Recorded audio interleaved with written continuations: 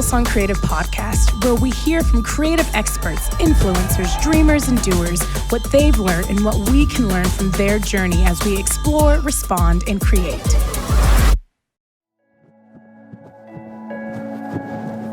Hi, I'm Rich Langton and welcome back to another episode. Today we have Catrina Henderson being interviewed, and I'm sure you're going to love this and get a lot from this one. Many of you won't know who Katrina is, but let me introduce you to her. From my perspective, Katrina is a Hebrew scholar, a Bible expert and a lover of Jesus. And about 12 months ago, when Hillsong Church planted Hillsong Israel, Katrina was the pastor that went over there and started to establish the church. She's had in her heart Israel for decades and has gone on the journey of learning Hebrew and really appreciating the context and the culture of the Old Testament.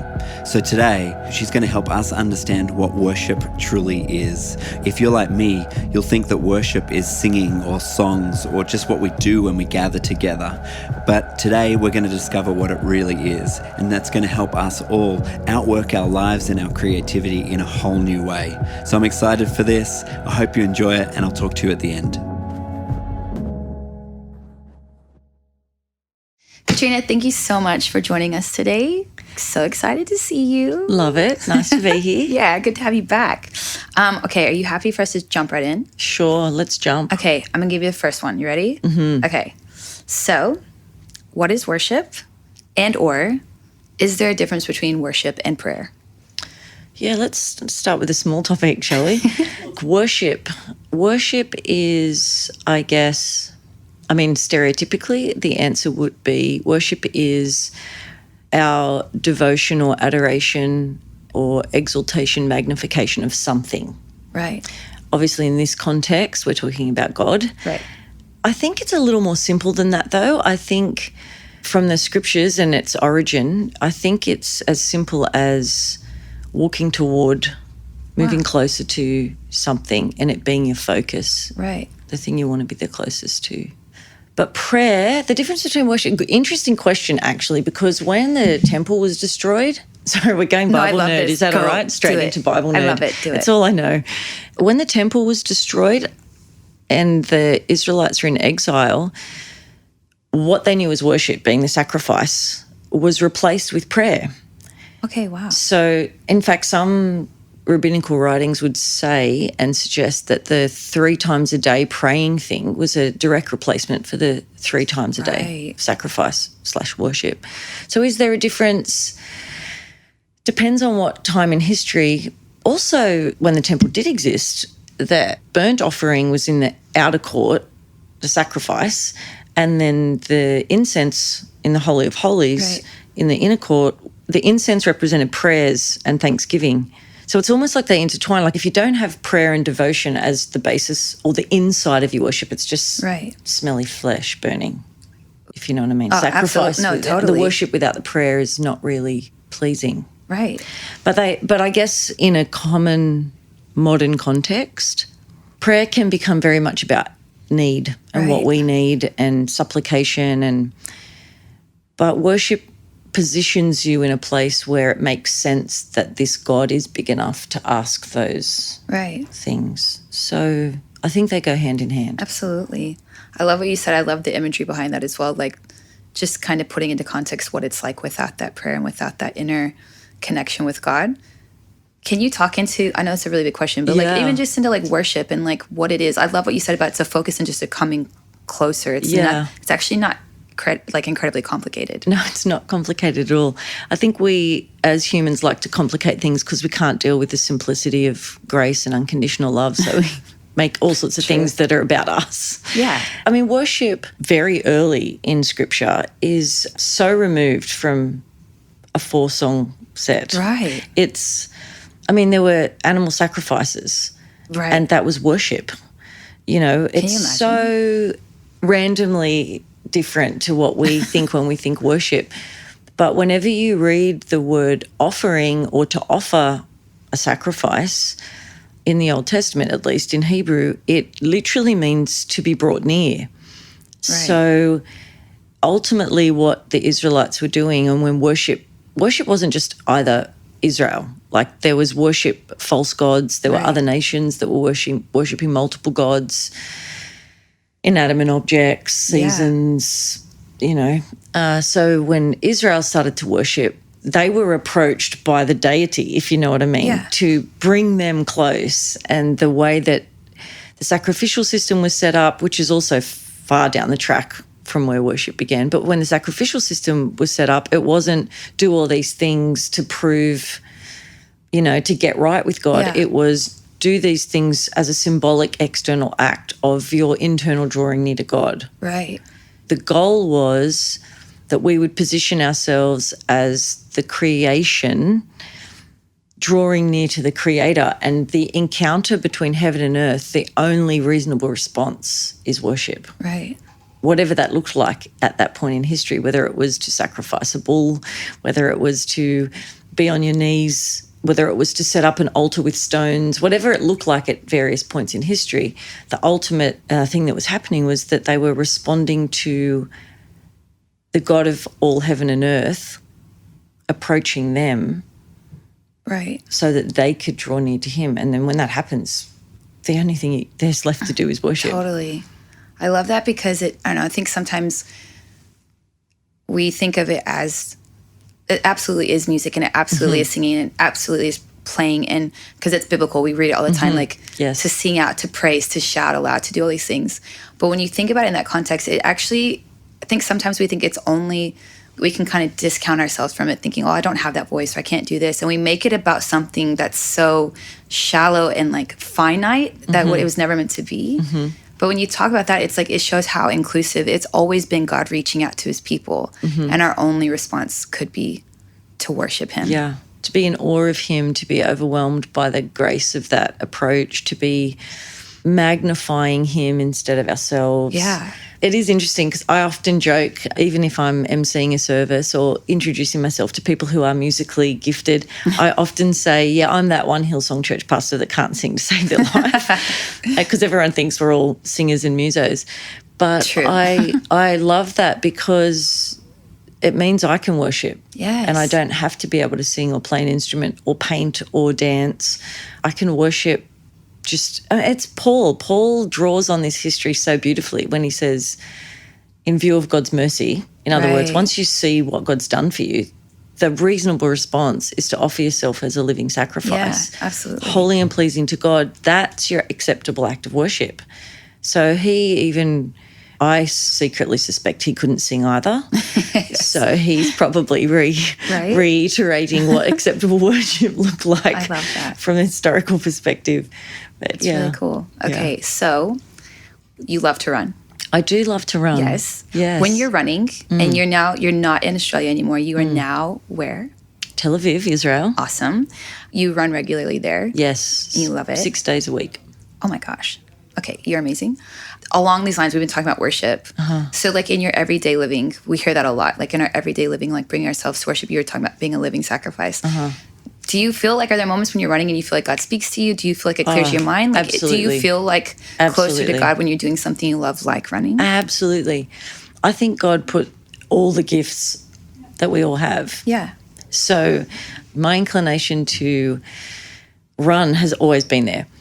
But now, obviously with my relationship with God that developed over the years, now when I run, sometimes I'm just running the stress of the day away if it's at night time. But often I will run with worship music on. Yeah. And really seeking the Lord, worshiping him from a great place or really crying out to him from a difficult place.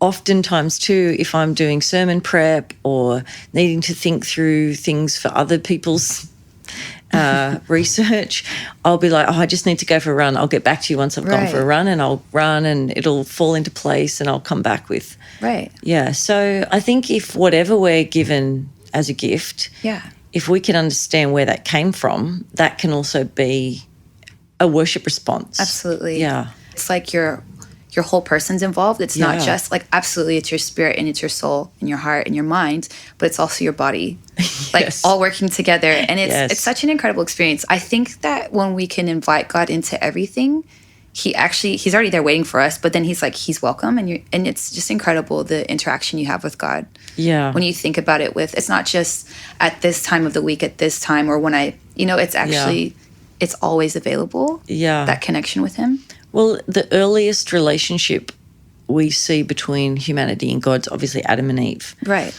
And there's this one little phrase that we don't know anything about except that in the cool of the day, God walked with them in the garden. Right. And I honestly believe that is what worship is meant to look like. Yeah. A walk. It's so daily and it's so simple, but you can't get anywhere without it. Right. Like, it's how we get places. It's how we move forward. Absolutely. And it's close and it's intimate. I mean, I have some of the greatest conversations when I'm running with people because their guard's down. Right. They can barely breathe, but their guard's down and you're looking straight ahead. So there's no serious intimidation, eye contact. Yeah. So you're just having this great, and I just have this picture of Adam and Eve walking, maybe running, but walking in the cool of the day, just, totally at peace with who they are because they're in the presence of God. Yeah. Those conversations would have been worship, I'm sure of it. Yeah. Because there was no inhibitions, there were no insecurities, it was like heaven on earth before all of the interruptions. Right. Yeah. So I think that would possibly be what the ultimate worship looks like. Yeah. I love that thought so much.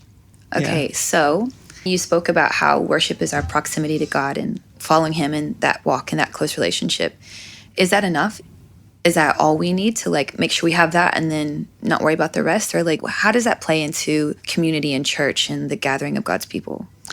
Yeah, good question. There's only one time in creation where God said something was not good, and that was that man would be alone. Right. And what's interesting is he wasn't. He was with God. So right from the beginning, it wasn't enough for it to be just me and God, you know. And you meet a lot of people, I don't need anyone. I don't need to go to church. I've got a great relationship with Jesus. It's just me and Jesus. And actually, I'd probably have to argue with them and say, well, that's the not good category from the beginning. Yeah. And that proximity that we have personally is just our own personal responsibility to be worshippers, because I can't just get caught up in the momentum of what everybody else is doing. Mm-hmm. But the point of my personal responsibility and your personal responsibility is that when we come together, there's something that's magnified in our ability to worship God together. But God wasn't just creating a bunch of individuals, he was creating a people. Right. So, it got all off track. So he starts with Abram and says, okay, right, let's start with one again and let's make a people. And the Israelites, like the Levites to the Israelites, is what Israel was meant to be to humanity. Right. Wow. Evidence of people who drew near to God and worshipped as a community. So the Levites as a tribe were meant to be those people so that Israel could go, oh, that's how we're meant to show the rest of the world what it's like to be in relationship with God. Yeah. And so the point of corporate worship, the point of individual worship gives corporate worship its strength. If a whole bunch of people who are already worshippers come together to worship, wow. Right. But also corporate worship does something incredibly powerful spiritually. Yeah. Because where there's unity, the Lord commands a blessing. Yeah. Where if it's biblical lyrics that we're singing, we're declaring the word of God, which never returns void. It always accomplishes something, what it's meant to. Yeah. So there's a whole lot of dynamic going on when we are, when we confess. The Greek word confession is talking about the same words as. So if we're saying the same words as God, he created the whole universe with his words. Yeah. So imagine what we're accomplishing spiritually when we worship together in a unified manner. So there is that powerful, incredible side to corporate worship, but there's also the fact that we're a people, we're a family. Yeah. And together it's almost like we have a creed, if you like. This is our family way of doing life. This is the way we represent who we are. And God graces that. But even right from the beginning, God wanted to dwell with his people. And the scripture says that he inhabits our praises. Yeah. Which is so cool. So if we're together, almost like building a throne for him to sit on, he can just come on, settle in and enthrone himself on our praises. Yes. And that changes us. I mean, we think worship is awesome because of the way it affects us. And I find everything that God has asked us to do, he's designed us to benefit from as well, which is very clever of God and gracious. Yes, it is.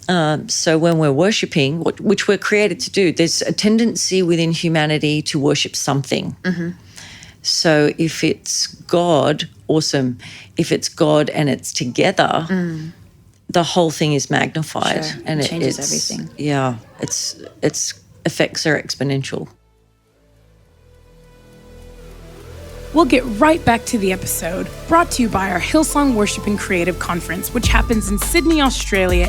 It's for every kind of creative, whether you're a musician, singer, a graphic designer, architect, an audio engineer, or video editor. It's a place for the artists of the church to gather together, to worship, to be inspired and refreshed, and to be equipped and trained for your sphere of creativity. Find out more details at hillsong.com/WCC. Now, let's get back to the episode. Hi, I'm Catrina Henderson, and this is my Fantastic Four.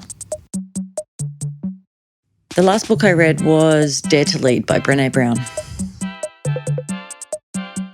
The job I would be terrible at, oh goodness, probably being a waitress because I'm such a bad walker. I would drop things, trip over things, spill things all over people. If I wasn't able to sleep, I would read more books. The one person in the world I would have coffee with if I could? Ooh, so many. Well, I guess now I live in Tel Aviv, probably Wonder Woman, Gal Gadot. We talked a little bit earlier. There's this phrase that we can sometimes hear. I think maybe even some of our listeners have heard this phrase of theology of worship. Can you speak into that a bit? Like, what does that mean to you? What do you think about that? Or, look, I think as 21st century Western thinkers, we like to categorize things. Yes. We like to put things in bite-sized chunks or digestible. Right. You know, we box things. It's so Greek. It's very Greek. So I'm a little biased because I'm more of a Hebrew thinker. I have been immersed in the scriptures, the Old Testament scriptures, all of the scriptures, but the Old Testament scriptures mostly for over 20 years. So I've grappled and wrestled with thousands of years of biblical history in a Hebrew mindset as opposed to 60 years of Greek thinking in biblical history. I think to narrow something down to a theology, I mean, theology is the study of God or the knowledge of God. Yes. So to have a theology of anything really is an extension, should just be an extension of our knowledge of God. Okay, yeah, absolutely. So to know God means I worship him. Right. It's that simple. Having said that, it is good to have a solid, if you're going to have theologies and doctrines, you do definitely need to have solid biblical foundations for how and why we worship. But I think biblically, worship is more than just a theology. It can't be narrowed down necessarily to a specific theology because it looks so different historically right through the scriptures. So there's no real methodology that can be turned into theology. It doesn't just get like a bullet point. This is what this means, and this is, and just, I understand it now. It's got to be more about who God is, i.e. our knowledge of God, theology. Once we've understood our knowledge of God, which I don't know that we ever fully will, but once we've understood it, it stems from that place, then how we respond is going to look different all over the planet. And that we actually get to, like, we get to be part of this. Yeah. Something right back, like you already said, started with Adam and Eve, all the way through till now.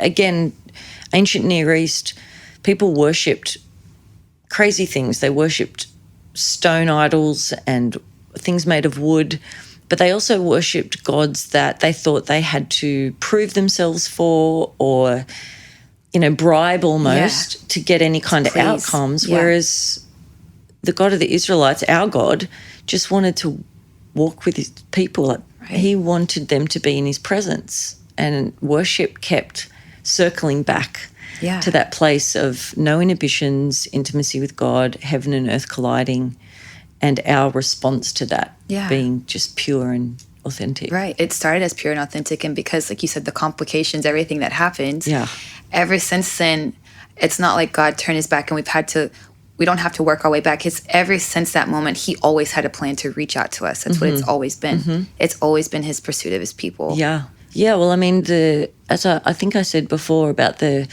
Hebrew word for offering and to offer means to be brought near. And the interesting thing in the New Testament, it talks about Jesus on a couple of occasions in the New Testament about how we've been brought near through the sacrifice or the offering of Christ's body. Yeah. So he was the ultimate act of worship, if you like, in laying his life down. He drew all of us near. He didn't just draw himself near through sacrifice. He brought all of us close. So, you know, we read that verse, draw near to God and he'll draw near to you. It makes it sound like we're doing all the initiating, but we're already really close. Yeah. All we need to do is kind of look up. Totally. Yeah. Like actually just acknowledge. It's not striving. It's not trying to do the right thing it's actually just acknowledging he's there. And in that moment, the connection and the heart to heart. And I love that. I love how simple it is. Yeah. I think so much of the scripture is actually very simple. Not easy, but simple. I think we've complicated it because we don't comprehend grace and simplicity. Totally. We want to make it complicated, so we've earned it. Yeah, because then we have that achievement of like, okay, I feel I don't owe you anything. You don't. Now we're even, and it's fine. Yeah, we've made God in our image, which is unhelpful. No, it means worship gets all messed up. It does. So, you talked a little bit earlier how worships look different through the ages, and how we have complicated. Can you even just talk about a little bit like where did it begin? Like maybe they only really know like worship services and stuff like that. Can you speak into like the history and even look, I really only know Bible history. No, that's what I mean. And when I say I only know Bible history, I don't even really fully know that, but I know it Katrina, better than I know other things. My dream is to know the Bible like you know the Bible. I'm not joking. I'm not flattering you. I'm being honest. Even though like what you know biblically, like biblical worship, how has it changed? A lot. It's changed a lot in its format and its methodology. Right. Hopefully hasn't changed in its purpose and its stance. But yeah, like I said, Adam and Eve walking in the garden, you've got to assume, because we don't know anything else, you've got to assume that place of intimacy has an aspect of worship to it. So if we're walking intimately with the Lord, the way that impacts us to draw closer to God and potentially be transformed into his image is kind of what's happening these days when we come into a worship service and we're drawing near to God, and all of a sudden, you can't worship God and keep a bad attitude at the same time. True. So in getting close, we're actually becoming more like him the closer we get. So I can't help thinking through scripture, it's the closeness and the proximity that's what worship really looks like. But we get kicked out of the garden and all of a sudden worship looks different because that intimate walk has changed from a human perspective at least. So they start doing things like building altars, and they build altars to remember what God's done for them or to thank God for doing it or to call upon the name of the Lord. Because, we read through all these things, we get to a point, the story of Noah's sons, and it says in those days, Noah's son Shem, in the days of Shem, people began to call upon the name of the Lord. So what was happening in all that time before? But again, calling on the name of the Lord sounds like a prayer, but it's also an act of worship. So oftentimes you'll see the phrase called on the Lord or called on the name of the Lord and the building of an altar happening simultaneously. So that period post-garden worship was all about setting up an altar. And I think that's still also relevant to us. Yeah. Like, do we have our lives dotted with altars of what God's done? Because when you think back about what God's done, you worship. Yeah. When you thank God for what he's doing right now, you worship. When you call upon the name of the Lord, you're worshiping. So we went from the garden, I think probably to the altar. So primitive, simplistic, stones set up, and then again, biblical history, I'm trying to fast forward it, but biblical history goes through lots of metamorphosis. We get to things like the Mishkan, the tabernacle. Yeah. God says, hey, I don't just want to turn up when you build altars. I want to live with you. I want to move into the neighborhood. Yeah. I want to dwell. Yeah. That's what Mishkan is. It's the place of the dwelling. Tabernacle, that's the word for it. Right. And so God says, hey, let's make this place where you can come and do those things, but I'll go with you. Like, we'll set it up and we'll pack it down everywhere I go, you go, and take the tent with you. So we all of a sudden now we have this, I guess, mobile worship, if you like. It's not just a stop, set it up and leave it behind. It's stop, worship, and when God's moving, let's go where he's going. Yeah. Because he's moved into our neighborhood. Again, it's that proximity thing. He's with us. So it's funny because David turns that into a temple down the track. Yeah. Or through Solomon at least. But it was David's idea. It wasn't God's. Right. To have a place where you had to go specifically to worship. Right. Once there's a place you have to go, then there's procedures you have to go through. Sure. Someone's got to look after the place. Sure. So the Levites come along, someone's got to take care of all the stuff. Someone's got to let people in and out of that place. Yeah. And that then complicates it because all of a sudden, who's in and who's out. Yeah, totally. And what's holy and what isn't. Their thoughts, their opinions, what it looks like. Yeah. And whilst it was good in that it meant people really anticipated going up to, ascending to Jerusalem, ascending to going up to worship the Lord. People really anticipated that and looked forward to it, but it also complicated it and formularized it a little bit, and the God of worship gets displaced a little bit, and we start to worship the things we've made. Like the process, so we've the built place. Things again. Yeah. And we do it now. Absolutely. We sometimes worship. Oh, totally. We worship songs. We worship songwriters. We worship ourselves. Like we worship the gift. Yeah. And so it's so evident even back then that David and then Solomon were so caught up even in making this place so awesome because it's for God. Yeah. But still they're focusing on the process and the protocol and the formulas rather than, wait a minute, God was actually really happy in that tent. Yeah. And he just wanted to be with us. So uncomplicated. Mm-hmm. He actually just wanted that closeness. Yeah. So even temple worship, which probably most parallels where we're at now because we think we go to a place to worship. Sure. Even that, whilst it had a really positive impact in some ways, complicated it. Yeah. So we can do the same thing. Yeah. I'm not surprised that the temples were destroyed. Like Israelites would obviously have been devastated. Their whole identity was based around the temple at certain points in history. And even now they have a day of mourning on the day of the year when both temples were destroyed. Way. Yeah. I had no idea. Yeah. Yeah. Having said that, as devastating as that was, yes, it was the Assyrians or the Babylonians or the Romans taking them into exile, ruining temples. Yeah. But, God could have stopped it. I think maybe he wanted to say, hey, let's not do the temple thing. Yeah. Because now that's you. Right. You're the temple. Right. You're that space where I want to live. And if we're walking together like that, you will worship. A little bit earlier you mentioned you're living in Tel Aviv now. You're a local Aussie gal living there. Can you talk into what it's like being a female woman leader pastor pioneering the way with this church in Tel Aviv? Yeah, look, I laugh a lot. Yeah, it is one of those funny things where people go, what? What? You're doing what? What? Right. By yourself? Really? Yeah, by yourself. So it's a funny thing.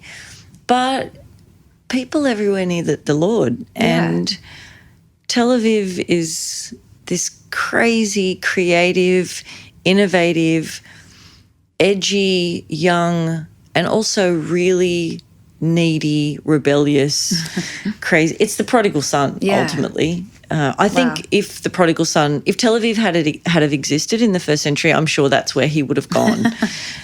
But yeah, people would say having a woman trying to plant a church in Israel or anywhere in the Middle East is at the very least challenging, at the worst a disaster. But it's amazing how God just graces the most unlikely people in the unlikely plan.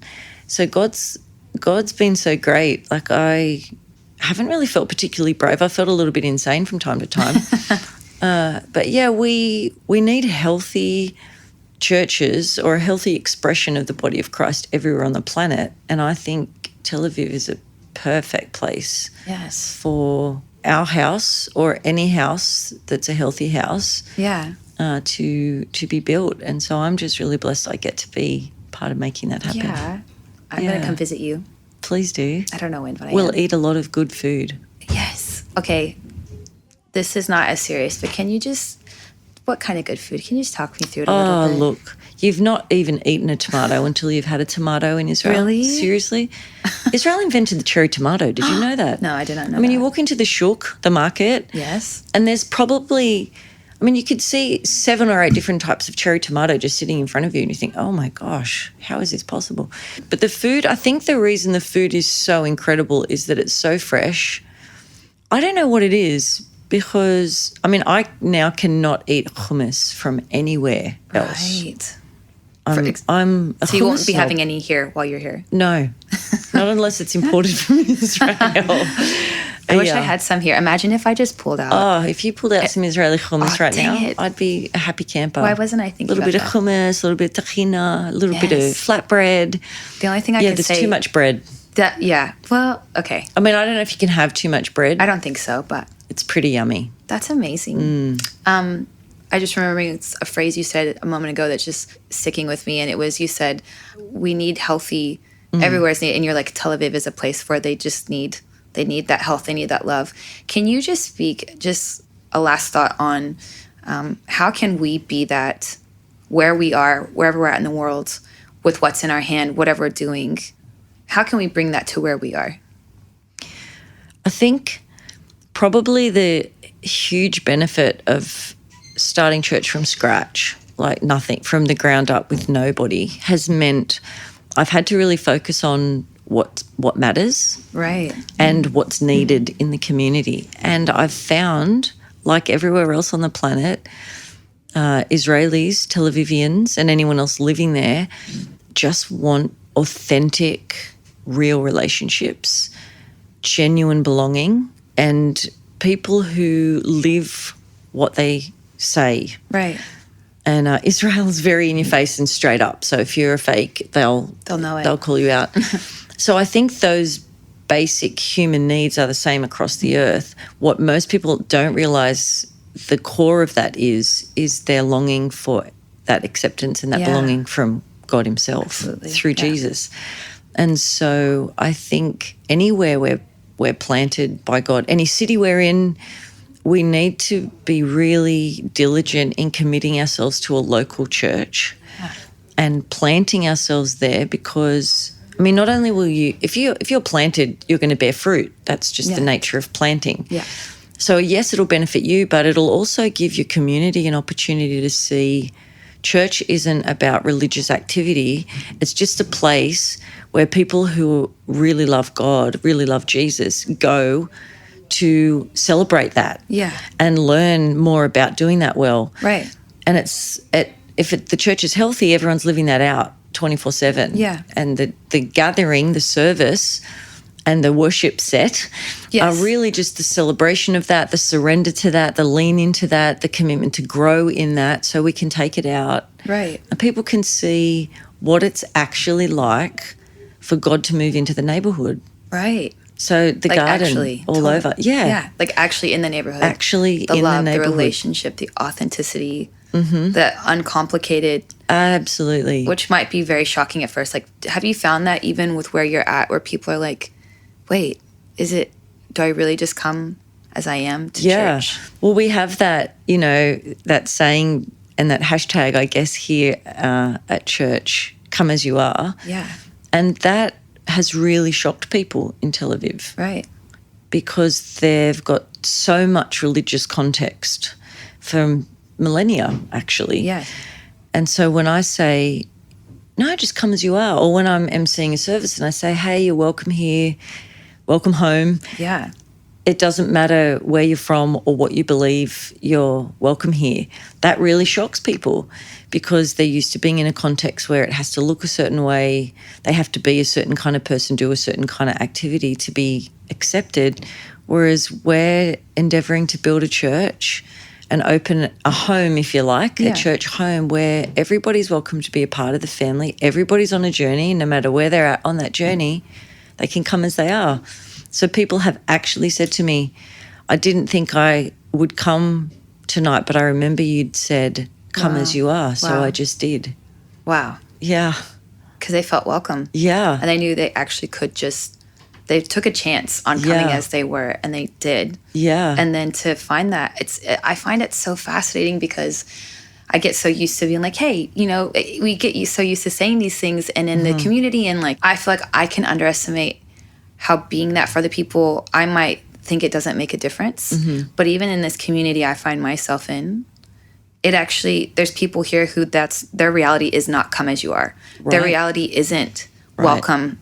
Like, you don't need to change anything about yourself. You don't need to be fake. You don't need to pretend. You don't need to say the right things to get in their door. You don't need a password. You don't need a specific amount in your bank account. You don't need to look like, do you know what I'm saying? Like, it takes away everything superficial. Yeah. And it's literally just the inclusion of who that person is and them bringing themselves. Yeah. Most weeks I have a conversation with someone who's shocked by that.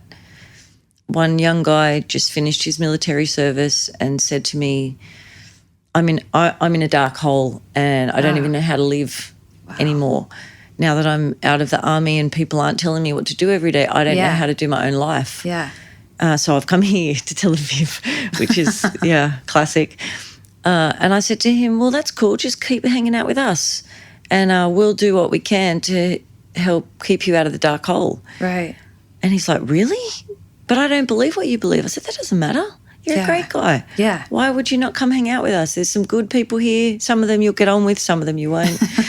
But yeah, you're welcome to come and be part of the family. Yeah. No matter where you're at. And he was floored by that. And that's the response I often get. And I'm just really blessed to be so on the ground, building from ground up, to be in those interactions really regularly. It's keeping it really real for me. Yeah, and it just comes back to that simple walk. Yeah. Jesus actually didn't say to the disciples, set up a tabernacle and worship me. He said, follow me. Right. He probably literally would have said, walk after me. Right. Walk with me. Right. Like, he took them right back to the garden and said, let's just go for a walk for a few years. How cool is that? Wow. And they did. And anytime, I mean, you remember the story where Peter is like, oh my gosh, this experience, the transfiguration, is amazing. Let's have a worship service. Let's set up a tabernacle. Let's do something religious right now. And Jesus, the Father from heaven goes, Peter, seriously, this is my son. Listen to him. Right. Stop talking. You're getting ahead of yourself. Stop it. Yeah, and just stay close. Right. And so that walk is what created a foundation for us to then all be able to, I mean, he walked with us, then he brought us near through his sacrifice, and now the obvious response to that is to worship him. Yeah. But it starts with the walk. It does. And the drawing near, and then it makes perfect sense just to worship. Yeah, because it's our human tendency to want to stay on that mountain or stay at that altar because it's that experience in that moment. But I love what you've said is actually just keeps us moving forward with that walk. It's that daily walk, which it gets us down the mountain. Yes, we go up the mountain. We're his climbing companions. Then we come down the mountain, and it actually helps us get through the valleys because we keep walking. We don't actually need to sideline ourselves there either. We just keep following him. Just keep moving. Yeah, you keep walking and moving. One step at a time. It's actually all you can do is one step at a time. Yeah. It's very daily. Yeah. But that's exactly, I mean, so is breathing. Yeah. But really important. Thank you, Katrina, for opening up your heart and mind to us, for speaking into these things. But just even that tangible takeaway of when we walk, it's all about that walking with him and following him. Thank you. We love you. So much fun. Yeah. Shalom. Well, that was Catrina Henderson, and I hope that you're able to take some time and really work through what it means to worship God and what that looks like in your life and your everyday. And I'm sure that Katrina would really appreciate your encouragement and your prayers. She's in Israel and she's building the church over there. And so if you receive something from that interview that you can apply to your own life and you'd love to encourage Katrina around the church plant in Israel, jump onto Instagram. Her Instagram is Katrina LH. That's Katrina with a C. Jump on there and send her a message and give her some encouragement, because I know she'd appreciate it. So next up, we've got today's Q&A. So we're answering some of your questions. Let's jump straight into it. So Jamison asks, I want to know where to begin when creating a creative culture. I think it's really interesting to want to create a creative culture, because I think you got to start by asking yourself why. Why do I want a creative culture? Is it because it's cool? Is it because it's what every other church is doing? Is it because I'll find expressions for my people? Why do you want to do it? Right. Because I think the only right way to want to do it is because it displays a relationship between a creator and a creative, because it helps us to tell the story better of who God is. I think creativity was his idea. And he is incredibly creative. I think about Jesus telling parables. I think about God creating heaven and earth. I think about Christ-likeness being formed in us. He is always creating, and we create as a reflection of who he is. And so I reckon that understanding and that base starting point is a really great place for a creative department to evolve from. So what we are actually trying to do is give expression to who God is and what he's doing amongst us. And then I think you have to start by asking yourself, what creative expressions do I need to engage in order to do that in the community that I find myself in? So for us, in the middle of Copenhagen, it is a cool, creative, edgy city. I think our team should be on the forefront of creativity and design and all those sort of things. In some of our cultures, creativity doesn't even function as a language in that place. And so we've had to go right back to base levels and start with music and song and all of those sort of things to even find a language to express what Zephaniah 3:17 says, that God sings over us. And so we are little bit by little bit in different environments, in different cultures around the world, just working out how to reflect God in the arts, in the people, in the worship, in the tools that he's given us in order to bring him glory. Really practically, here at Hills in Sydney, when Pastor Brian and Bobby, I guess they founded Hillsong Church, they've always had a love for song and for 100%. that worship expression. Right. And Bobby is very creative. And she is.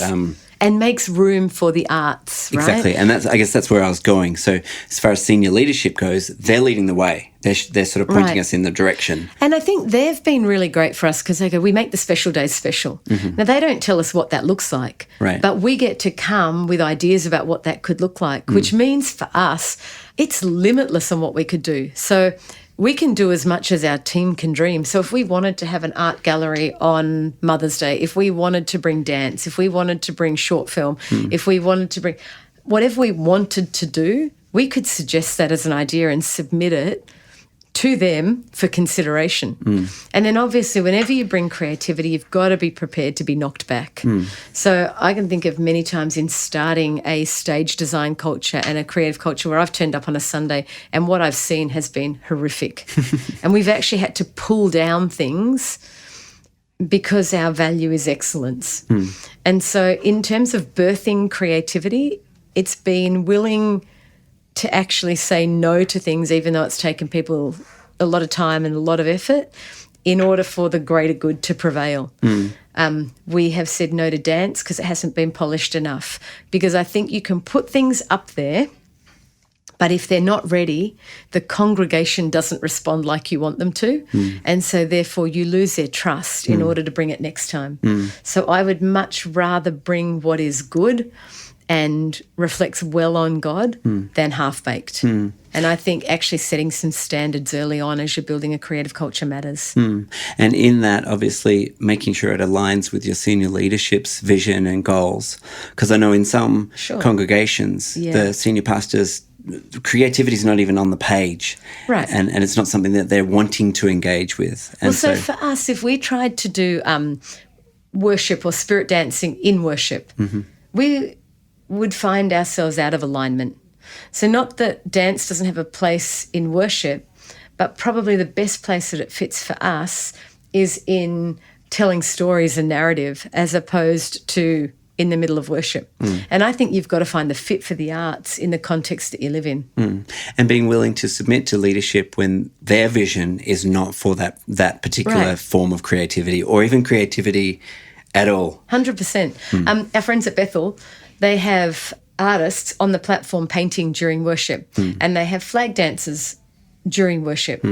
We don't believe any less in the arts than they do, but we have a very different place for it to fit in our context. So when we do worship conference, we actually have an incredible art gallery that we have spent the year preparing for, and incredible pieces of art that showcase the